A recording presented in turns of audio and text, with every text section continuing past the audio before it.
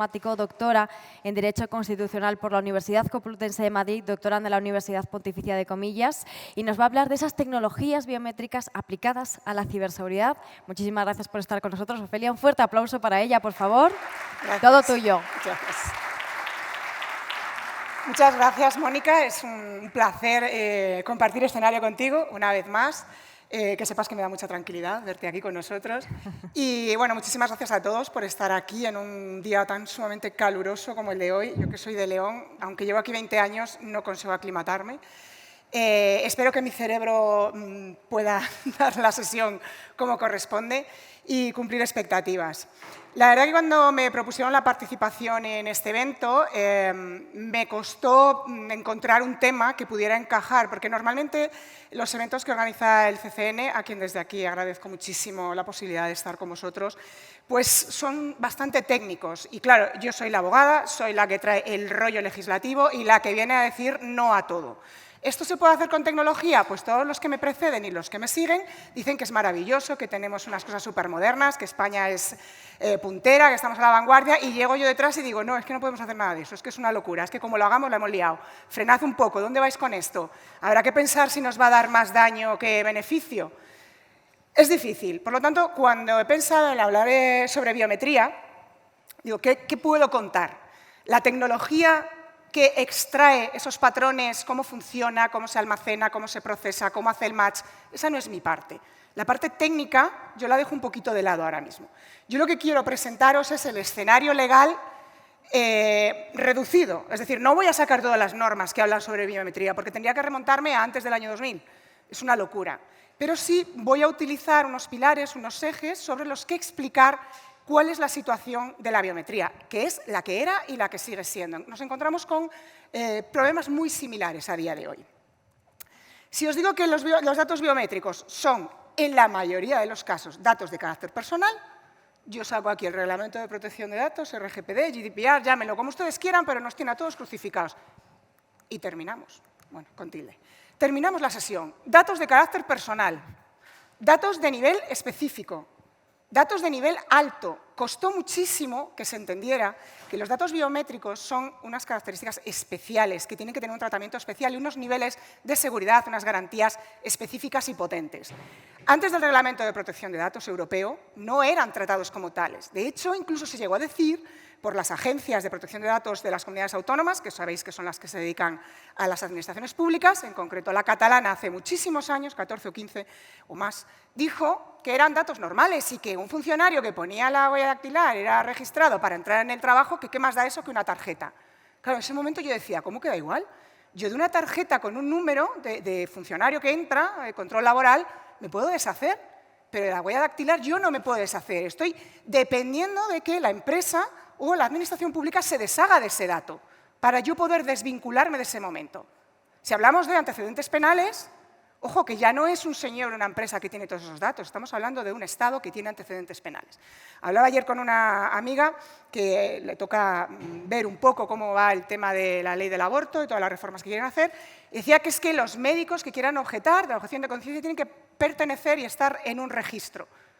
¿Cómo sales de ese registro con una ideología tan sumamente grave y tan sumamente protegida por la normativa? Bueno, como digo, podría empezar la charla diciendo Reglamento de Protección de Datos y podría decir adiós, yo ya he terminado, me puedo ir. Vamos a ver el escenario que he planteado para la sesión de hoy. Podemos hablar de, por supuesto, el Esquema Nacional de Seguridad, en el que tiene que estar embebido todo este asunto. Hablaré también de INCIBE, aunque su documento es del año 2016, pero sí que nos da un marco muy interesante sobre el que hablar, con el que no estoy del todo de acuerdo, ahí está la gracia del tema, poder criticar un poquillo, y después sacaremos esta norma, ¿de acuerdo? Que es bastante reciente, son unas guías que ha sacado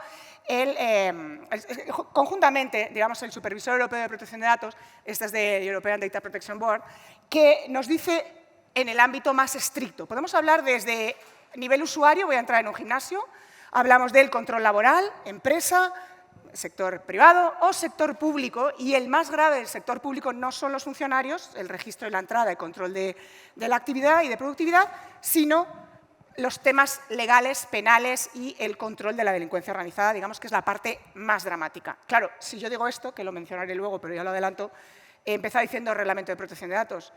La protección de datos no se aplica a materias clasificadas y la investigación penal, la ejecución de sentencias y la investigación del crimen organizado. Por lo tanto, ahí volvemos a entrar en una especie de mini limbo. Digo mini limbo, ¿por qué? Porque si bien el reglamento no es estrictamente aplicable, de una parte nos dice datos biométricos, algunos no son datos de carácter personal, otros sí son categoría especial, datos biométricos. Pero es que, ojo, para este tipo de asuntos esto no entra. Nos quedamos todos un poco cortocircuitando. Entonces, ¿qué hago? Bueno, pues todo lo que entre en este ámbito tiene que estar regulado específicamente, tiene que tener detallada en la norma cada una de las posibilidades de tramitación de los datos. Vamos a ver un poco los conceptos, que yo me imagino que todos los conocemos, los que estamos aquí. Iris, voz, huella dactilar, el reconocimiento vascular, que es una cosa que me fascina, tanto esto como el latido del corazón, que también se puede utilizar para el registro, el olor corporal, el patrón. Hablamos de patrones, siempre se habla de template o patrones, ¿de acuerdo? Los datos que extraemos, ese patrón es el que se utiliza. Luego está el que distingue entre, bueno, pero es que estos datos no te afectan tanto, no son tan importantes, por eso hacía la distinción entre la categoría especial y la que no. Ahora lo veremos, que a mí no me gusta nada esa distinción, pero bueno, está así. Se trata de singularizar, pero también categorizar a las personas, nos clasifican. Reconocimiento de emociones, que a mí es una de las cosas que más me preocupan. El reconocimiento de emociones y el control de la voluntad, de la conciencia. La tecnología lo permite, claramente. A mí son las cosas de verdad que más me preocupan y en la Carta de Derechos Digitales que presentó el Gobierno el año pasado, en la que tuve la oportunidad de participar como miembro del grupo de trabajo, ya nos planteábamos esa preocupación y que el legislador debía ser sumamente estricto con el tratamiento de ese tipo de datos. Buscamos garantías para poder tomar decisiones. Dame garantías de que esos datos realmente hacen ese match y pertenecen a esa persona para yo poder tomar esas decisiones. Pero vamos un pasito más allá. Siempre se habla de tomar la decisión. ¿Por qué no hablamos de cómo ejecuto la decisión? Que al final es lo que me va a afectar. Porque el que va a ejecutar las decisiones también tiene que tomar acción, también tiene que haber un protocolo de ejecución. Usurpación, accesos indebidos, fraude, esta es la carta blanca. Es que hay que evitar todo esto. Sabéis que en el Código Penal no existe la usurpación de identidad, la suplantación de identidad, es la usurpación de estado civil. Desde 2012 lleva la Fiscalía al Fiscal General del Estado pidiendo que se incluya y todavía no lo hemos conseguido. Social scoring, que también nos da pánico a todos, y el problema de la discriminación. Si hablamos con un tecnólogo, te dirá que la biometría es lo que necesitamos para la ciberseguridad. Con eso, con el blockchain y con 4 moderneces más, está todo el mundo a salvo. Ya no va a haber más ciberataques, se acabaron las guerras en el mundo ciber. La inteligencia artificial es lo que va a facilitar que estas herramientas, que estas tecnologías puedan ser utilizadas de una forma eficiente. Pero ojo, la inteligencia artificial también falla. Por eso estoy aquí, para decir que esto falla. Y estoy yo, pero es que ya lo ha dicho la Agencia de Protección de Datos, que la Agencia de Protección de Datos en materia de biometría ha hecho así durante todos estos años, durante estos últimos 20 años al menos. Lo último que ha sacado, que a mí me encanta, son 14 mitos sobre la biometría. Os invito a buscar ese documento, está en la página de la Agencia de Protección de Datos, y es muy interesante porque va coincidiendo con lo que yo pensaba de la biometría hace 15 años. Son universales, son únicos, son permanentes. Bueno, lo de permanente, hoy en día con la cirugía, igual podemos pensar también, ya no hoy, podemos hablar de Minority Report, de este Tom Cruise, que es eterno como Jordi Hurtado, también podría ser eterno. Datos biométricos, reglamento de protección de datos, ojo, identificación única, es lo que busca, pero solo hay un tipo de datos biométricos que son considerados categoría especial, que necesitan garantías y medidas de seguridad de nivel alto, y son los que identifican. Identificar categoría especial. No hablamos de la verificación o autenticación. Identificar, que es lo que llamamos el uno a varios. Digamos que la cámara de reconocimiento facial en la calle, que hace el match, ¿no? Ha visto a esa persona, esa es la idea, ¿no? La de identificar el uno a varios, esa es la categoría especial. Solo esa se considera categoría especial. A mí me parece una burrada, pero bueno, así está la cosa. Verificar, autenticar uno a uno, por ejemplo, en el entorno laboral. Insisto, de mi huella dactilar, yo no me puedo librar, salvo que me queme. Y aún así, como ya vamos más allá, está el reconocimiento de mis venas, el latido, el no sé qué, el no sé cuántos. Hombre, en determinados puestos de trabajo es comprensible, como lo era el tema de las vacunas. Claro que es comprensible, pero así porque sí, para entrar en mi entorno laboral tengo que poner por un control del empresario sobre quién entra y quién no. Me parece un poco excesivo, invasivo y además que hay otros sistemas. Los orígenes de la biometría, los años 70, muy básico, os digo, la agencia va y viene. Año 2006 y 2018 era desproporcionada la utilización de este tipo de herramientas para identificación de usuarios, por ejemplo, en el entorno laboral o en un gimnasio, que también es el ejemplo típico. Por lo tanto, ¿qué criterios se han venido utilizando? La finalidad y el mínimo. Los mínimos datos para identificarme y que yo pueda acceder al servicio. No necesitas más datos que Ofelia Tejerina, abogada, ya está, no necesitas más. Todo lo demás te sobra. Minimiza los datos. ¿Para qué finalidad? Hombre, si la finalidad del servicio requiere de mis datos biométricos, requiere conocer mis pálpitos del corazón, pues lógicamente tendré que darlo. No se puede ser un talibán del dato en ese sentido, que yo lo era, ya menos. Si usted va a prestarme un servicio de geolocalización, yo no me puedo negar a dar la ubicación. Pues esto es lo mismo. Hay que ser también moderado. Finalidad, necesidad, idoneidad, proporcionalidad, datos adecuados, pertinentes y menos. Este es el mantra que repetimos con la biometría, para todo. Y estoy hablando del legislador, que hay veces que no se entera, pero estoy hablando muy especialmente de aquellos que se dedican a crear códigos de conducta, protocolos de seguridad, buenas prácticas, bla, bla, bla. Autorregulación, responsabilidad social corporativa. Estos son los elementos de este mantra. Para todo, cada vez que haya una duda sobre ¿puedo utilizar biometría?, tenemos que pensar en si esto se cumple. Este dictamen también he querido traerlo a colación, es de hace 10 años y nos da más conceptos: fuente, plantilla y sistemas. Para todo ello, para saber si puedo acudir a esa fuente, para saber si puedo utilizar esa plantilla, ojo, plantilla de las fotos online, hago un rastreo de fotos en las redes y para mí. Eso no se puede hacer. Ni siquiera un periodista puede coger una foto de Facebook y utilizarla para una noticia, para ilustrar. Confianza y precisión. Claro, los tecnólogos, es que esto es muy preciso, es que esto es la caña. Bueno, aquí todo 100% maravilloso, no vais a tener ningún problema. Bueno, es difícil obtener un 100% de seguridad en todo, eso está claro. La Agencia de Protección de Datos, en el documento que os contaba antes, de los 14 puntos o mitos sobre la biometría, deshace todo esto. Y nosotros contamos en el cómputo de las probabilidades, pues la tasa de falsa aceptación y la tasa de falso rechazo o falso negativo. Son dos elementos que tenemos que tener en cuenta a la hora de realizar, por ejemplo, una evaluación de impacto conforme a la normativa de protección de datos. Ya consideremos como categoría especial, ya lo consideremos como categoría de nivel medio o básico. Todavía utilizo terminologías del reglamento de 2007 porque soy big fan de ese reglamento del año 2007, todavía lo menciono mucho. Reglamento de protección de datos español. Puntos fuertes. Esto es del documento de INCIBE que os comentaba al principio. Puede asociarse a un individuo concreto. Ya, está claro. Es cómodo, ya lo sé, eso es lo que lo hace más peligroso.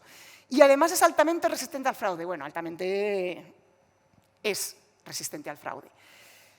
Cuando veía esta imagen, recordaba un juicio que he tenido hace poco sobre un acceso a historiales clínicos indebidos. Ese acceso se realiza en el año 2014, ha llovido. Se realiza con un DNI insertado en un lector y con una clave. Se instala el programa en un solo ordenador para 8 trabajadores, pero solo se utiliza una credencial, un DNI y un password. La persona, la dueña del DNI, imputada y condenada a varios años de cárcel. Y yo pensaba, claro, he recurrido, obviamente, porque es una burrada lo que se ha dicho, pero a saber por dónde sale ahora el recurso. Yo pensaba, menos mal que esto es un DNI que cualquiera... Además, la sesión estaba abierta 40 minutos, imaginaros, después de insertar la clave. Bueno, imaginaros que es una huella dactilar o que alguien ha craqueado tu huella y la ha puesto y la ha utilizado. ¿Cómo te libras de eso en un juicio? Estás jorobado. Y sin la formación al usuario, precisa, que en aquel caso ni la había, o sea, me interrogué al responsable del tratamiento que tenía, bueno, el representante que tenía que tener el documento de seguridad, no tenían nada de nada, ni formación, ni documento, ni nada de nada. Una cosa preciosa. Tenemos usuarios que nos preocupa, tenemos empleados, empresa y tenemos administración pública. Tenemos la identificación uno a uno, verificación y la identificación como categoría especial, ese match de uno a varios. El documento de INCIBE, os lo pongo aquí porque para mí es una buena referencia tanto de lo que se puede hacer como de lo que no, está claro. Podéis ver el índice, os lo dejo un poco para que veáis que habla de las tecnologías, comportamiento. Me gusta mucho el reconocimiento de escritor, ¿no? Tanto las pulsaciones del teclado como la propia forma de escribir, incluso la velocidad. Yo sé lo que le digo mucho a mis alumnos, lo de escribir. Cuando se dedican a plagiar sus TFMs, que es una cosa fascinante, les digo que se nota mucho el cambio de un escritor a otro y se nota mucho que esto no lo han hecho ellos porque no tiene nada que ver una página con otra. Por mucho que lo intenten, siempre se les acaba pillando. aparte de que tenemos herramientas para poder reconocerlo, no de biometría, el Turnitin.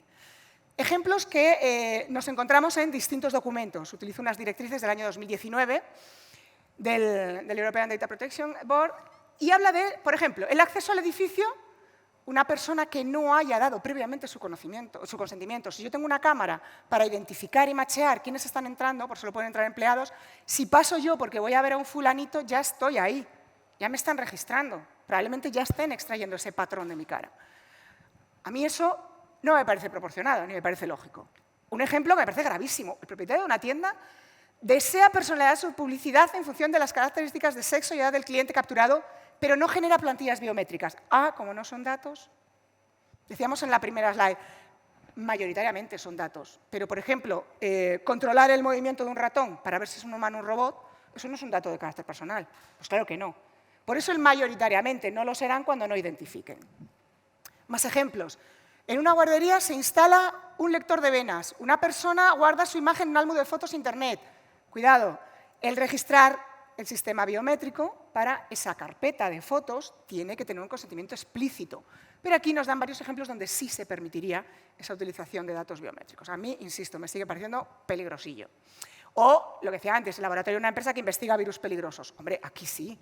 No te puedes negar, dice, prevalece sobre el deseo de las personas. Bueno, es que tú vas a entrar aquí, te guste o no, pues si no te gusta, vayas a otro sitio. Pero es que este trabajo exige este tipo de seguridad, de precisión, de confianza, porque hasta ahora tenemos las posibilidades y las herramientas. Pero claro, hay más elementos. Resulta que la justicia en el año 2019 avala, tócate las narices, la huella dactilar en establecimientos privados. Se ha discutido mucho sobre la huella dactilar al entrar a los gimnasios, muchísimo. ¿Pero qué me está usted contando, Audiencia Nacional? ¿Cómo puede usted avalar esto? ¿Pero qué no hace falta, hombre?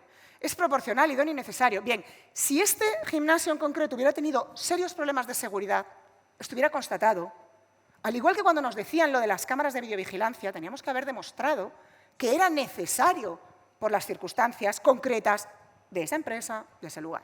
Consentimiento explícito. Vale, ok. Pide consentimiento explícito porque yo firmo y me asocio o me voy a otro gimnasio. Vale, de acuerdo. Pero libre, el artículo 9 nos dice que no se puede supeditar el acceso a determinados servicios a esos datos, excepto, como decía antes, que la actividad sea esa. Obviamente, si esa es la actividad principal, tendré que dar el dato. Faltaría más. Problemas, muchos. Pues la foto del usuario legítimo, no utilizar máscaras, la presentación del vídeo, hemos visto que la gente se pinta. Bueno, 1000 fórmulas para poder evadir. Claro, todo esto también evoluciona. Se hablaba mucho ahora en pandemia de la mascarilla, la identificación facial se dificulta, pero ya también reconocen al usuario incluso con la mascarilla. Bueno, se buscan soluciones, en eso están trabajando los tecnólogos. Si nos vamos al documento que citaba de la Agencia de Protección de Datos, veremos que incluso todos los parámetros técnicos que queramos utilizar, el hash, el no sé qué, el no sé cuántos, todo eso también puede ser craqueado y hay que tener cuidado.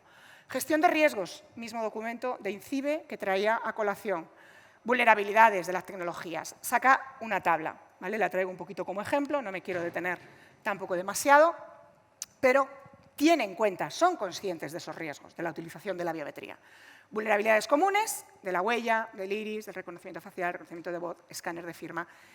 Y yo aquí incluiría como máximo riesgo el comportamiento, la observación comportamental. Hablamos de datos físicos, pero también hay datos psicológicos que se pueden rastrear y eso también puede formar parte de ese compendio que llamamos biometría. Beneficios. Reducción de costes, mejora la imagen corporativa. ¿Hola? ¿En serio me estás diciendo que por ser el más moderno del mundo mundial vas a poner en riesgo a tus visitantes, a tus empleados, a tus clientes? No es razonable. Aumenta la privacidad. ¿Cómo que aumenta la privacidad? Depende cómo se utilice. Claro, a mí me representa este señor del medio, claramente. Yo soy un usuario más. Me encanta, llego al body scanner, yo ya con la tesis que terminé en 2012 decía, el body scanner es lo peor, tiene que haber un reglamento, que nunca llegó ese reglamento del body scanner. No me gusta que tiene que haber una alternativa. Sí, hay la alternativa por razones religiosas. Si tú no quieres pasar ahí por razones religiosas, te pasas por otro lado. Bueno, con las protestas que hubo se consiguió que el que estaba controlando la imagen del body scanner no estuviera a tu lado mientras pasabas. Bueno, no tengo todo conmigo, que no te esté viendo por algún sitio. Hubo mucha pelea, pero claro, luego sale Qué modernos somos. Ponte aquí, que te voy a escanear entero y te voy a hacer un vaquero, el mejor. El vaquero con mayúsculas, que tanto nos cuesta encontrar. Vamos a ver el sector público. ¿Qué tenemos en el sector público con la biometría? Pues riesgos. Porque claro, la empresa se cuida muy mucho que las sanciones son pardas. ¿Pero la administración pública? ¿Dónde va? Contratamos empresas que nos van a prestar el servicio. Nos fiamos de esas empresas que van a prestar el servicio porque son encargados de tratamiento, tienen que cumplir la ley y si no la cumplen, sanción que te crió. Y se la pondrán a la administración, pero luego responsabilidad en cascada. Bueno, venga, vale. Si vamos a subcontratar, igual me fío un poquito, pero ya hemos encontrado problemas. Mantenemos a nuestras comunidades y nuestras familias más seguros. Ay, bueno, muchas gracias. Si no fuera por ustedes... Claro que ha habido problemas, claro que ha habido disgustos. Todavía más nos encontraremos. Esto es del año pasado. El supervisor europeo y el European Data Protection Board se han quejado, ya han dicho prohibid esto en las calles, el reconocimiento facial. Porque la finalidad pretendida, que puede ser por si acaso se acaba el mundo, que esto lo digo yo mucho, que lo dice Rafaela y soy big fan también, voy a poner esto, por si acaso se comete un delito, por si acaso no, es que no sé muy bien qué es lo que va a hacer usted. Minimice, voy a fiarme, pero hasta aquí, si usted no lo necesita, no lo utilice de forma genérica. Ese es el problema, que se utilice de forma general, porque sería el fin del anonimato. Otra cosa que a mí también me gusta, el anonimato en Internet, que todavía hay, que si el DNI, que si el no sé qué, tenemos que ser todos identificables en Internet. Dejadme en paz un poco, hombre. Misión de interés público, administración pública. La misión, el interés público y el interés legítimo, dos conceptos jurídicos bastante baguetes, bastante caja de aquí me cabe todo. Pero es verdad que el legislador tiene que entender que la base jurídica debe ser específica, muy detallada. Toda norma que cercene, limite derechos fundamentales tiene que estar, primero, en una ley orgánica y, segundo, perfectamente detallada, aunque luego haya un reglamento que desarrolle la ejecución. Pero esto tiene que tener un detalle máximo en la norma. No puede quedar nada al libre albedrío. Sabéis que es un principio básico del derecho de la administración pública que solo pueden hacer lo que la ley les permite. Privado, podemos hacer todo lo que la ley no nos prohíbe. Esta ley, como colofón un poquito para ir terminando, que lo mencionaba hace un momento, para irme al punto más grave, más crítico, identificar de manera inequívoca, singularizar al malo, que bien, ¿no? Vale, venga, sí, por los malos vale, pero vale todo por los buenos. Y esto, al final, siempre me acaba trayendo un poco a ese momento Torres Gemelas, 11S, y cómo en Estados Unidos empezó ese falso dilema seguridad-privacidad. Estamos hablando de 2011, o sea, de 2001, que ahí fue cuando yo empecé la tesis, que me preocupaba muchísimo la utilización de los datos por el Estado y de la tecnología para protegernos. ¿Cómo nos convierten en ciudadanos de cristal, tan transparentes como frágiles? Concepto acuñado por el Tribunal Constitucional alemán en el año 83. Carácter general, plazo máximo, otra cosa, la supresión de los datos, la conservación, cuánto tiempo vas a tener esos datos biométricos. Un mes como las cámaras, el tiempo que sea estrictamente necesario, otro término baguete. Vamos a definirlo. Este artículo, maravilloso, estupendo, importantísimo. Cuidado con los mecanismos de decisiones individualizando a las personas. El hecho de que haya una persona, un humano detrás, no da garantías tampoco de que se pueda hacer de forma correcta. Hay que tener muchísimo cuidado en poner todas las medidas y protocolos de actuación posibles. Por supuesto, queda prohibido todo esto en consonancia con el Reglamento de Protección de Datos. Pero este artículo de esta norma, estoy hablando del elemento más grave y además que queda fuera del reglamento, pero se trae otra vez ese espíritu de protección al ser humano. El Esquema Nacional de Seguridad, bueno, visto así un poquito, tenemos aquí una infografía publicada, tenemos el Delegado de Protección de Datos al que le caen todos los marrones, claramente, y medidas de seguridad. Bueno, en la identificación de usuarios, que es donde se centra un poquito, habla de segundo factor. Bueno, primer factor y segundo factor biométrico. Vale, en según qué casos haría falta ese segundo factor biométrico. Podría ser justificado, conforme al mantra que relataba antes. El documento de INCIBE, que aquí añadiría yo, para completar lo que dice la estrategia, es autenticar, buena adaptación, tecnología de calidad, oiga, por Dios, no tecnología de calidad, profesionales de calidad, estos voluntarios para ciberseguridad, ojito. La formación del usuario, clave, y que quede constancia de que se ha formado. Y, por supuesto, cumplimiento normativo, claro, faltaría más. También hablo del EIDAS, hay que mencionarlo, es obligatorio porque habla de la firma biométrica como firma electrónica, también se utiliza como forma de verificación, y luego la identificación remota por vídeo. la utilización del vídeo para poder acceder a las acreditaciones, a la certificación. El reglamento permite que no tengas que estar presencialmente para que te den. Esto yo hace unos meses, para conseguir una firma electrónica, tuve que estar presencial, o sea que todavía está así. Pero bueno, esta normativa es de 2014 y estamos en ello y con la pandemia en algunos casos funcionó. Vuelvo a la Ley de Protección de Datos para recordar, ojito, los temas más graves, que es la investigación penal y de crimen organizado, está fuera del reglamento, pero tiene sus propias normas. Y ya termino con las guías para la utilización en este contexto. Hay que tener en cuenta el nivel de daño que se puede provocar y cuántos afectados, porque pueden ser 2 afectados con un daño irreparable o pueden ser muchos afectados con un daño mínimo. Por lo tanto, a la hora de evaluar el impacto, tendremos que tener en cuenta eso. Recordar las 2 funciones y, bueno, estas guías nos ponen varios ejemplos de tratamiento, ¿no? Hemos dicho las bases de datos de fotos, monitorizando el movimiento de las personas en espacio público, reconstruir interacciones y una jornada de una sola persona, etcétera, etcétera, etcétera. Traquear pasajeros. La intervención humana. De nuevo, esta guía nos dice que la intervención del ser humano no lo garantiza todo. El hecho de que me pongas biometría más humano no sirve para todo. Hay que tener en cuenta que vamos a dejar en un limbo raro la privacidad, ¿de acuerdo? Sí es lo que pensamos siempre. Pero ¿qué pasa con la libertad de expresión e información? ¿Cómo me identificas a mí y si soy capaz, una vez identificado de esa manera, de ser libre para expresarme? Cuando hablamos del no anonimato en las redes, la perfecta identificación. ¿Cómo, demonios, voy a decir yo lo que pienso si estoy perfectamente identificado? Hay que tener en cuenta que en determinados espacios el anonimato es una parte más de la dignidad del ser humano. Y también la posibilidad de asociarte. Si tenemos ese reconocimiento facial en las calles, para una manifestación, una huelga, si yo voy a quedar registrado como estuve ahí o puedo quedar, que a veces me dicen que no, pero podría. Mis datos, mi elección, por favor. No es suficiente interpretar que yo he puesto, esto es muy de la Pantoja, como yo lo pongo todo en las redes, como yo lo pongo todo en las revistas, todo vale. Estoy abierta en canal para todo el mundo, que sepan lo que quieran de mí, que utilicen mis datos como les dé la gana. No, yo pongo mis datos en las redes con una finalidad. Esto lo comentábamos mucho cuando surgió LinkedIn. Decíamos, ¿por qué se utilizan los datos de los currículums que están en LinkedIn para enviar publicidad? No se puede. Yo determino la finalidad de esa publicación y esa finalidad es claramente el conseguir trabajo. Por lo tanto, tú no puedes utilizarlo para mandarme publicidad. Luego tenemos también párrafos caos, que hay cosas que dices tú, bueno, esto es lo que decía antes de las ondas de la Agencia de Protección de Datos, pues aquí viene un poco reflejado. La mera detección de rostros por las cámaras inteligentes tampoco constituye necesariamente un sistema de reconocimiento facial. Vale. No pueden considerarse sistemas biométricos que traten categorías especiales, siempre que no tenga la identificación exclusiva. Bueno, a ver, ¿de qué casos concretos estamos hablando? Vamos a estudiar bien ese caso.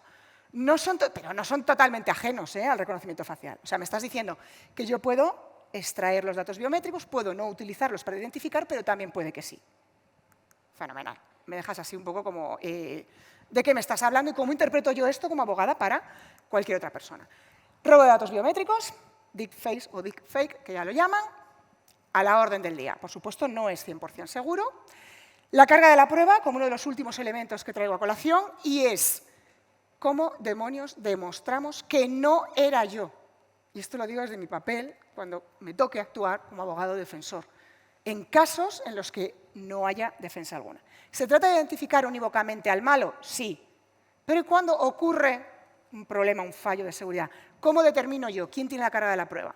El nuevo reglamento de inteligencia artificial está proponiendo que la carga de la prueba se invierta. Es decir, normalmente el que acusa tiene la carga de la prueba. En el caso de la inteligencia artificial se plantea que la industria, que es quien tiene la capacidad para traer las herramientas y las pruebas, sea quien tenga que destruir esa prueba. Es un poco de probato diabólica que llamamos, pero es quien tiene la capacidad. El usuario no va a poder demostrar eso. No tiene las herramientas, no tiene capacidad para acceder. Y el juzgado, mucho menos para librar oficios y conseguir esa información, porque la empresa va a decir, ay, no tengo nada, no sé de qué me hablas. Entonces, la carga de la prueba es un elemento que también habrá que tener en cuenta en la normativa. Conclusiones del reglamento de protección del European Data Protection Board. Identificación supone vigilancia masiva. Los sistemas de reconocimiento no son compatibles con la Carta Universal de Derechos Humanos. Es indeseable y debe prohibirse el tema de las emociones, el scrapping o rastreo o raspado de fotografías para buscar imágenes. Y por último dice, un poco como empezaba, ¿no? La comodidad no significa eficiencia. Y digo eficiencia con la utilidad al mínimo coste. Por lo tanto, no puede ser una bala de plata. Y con esto termino la exposición. Muchas gracias a todos. Gracias.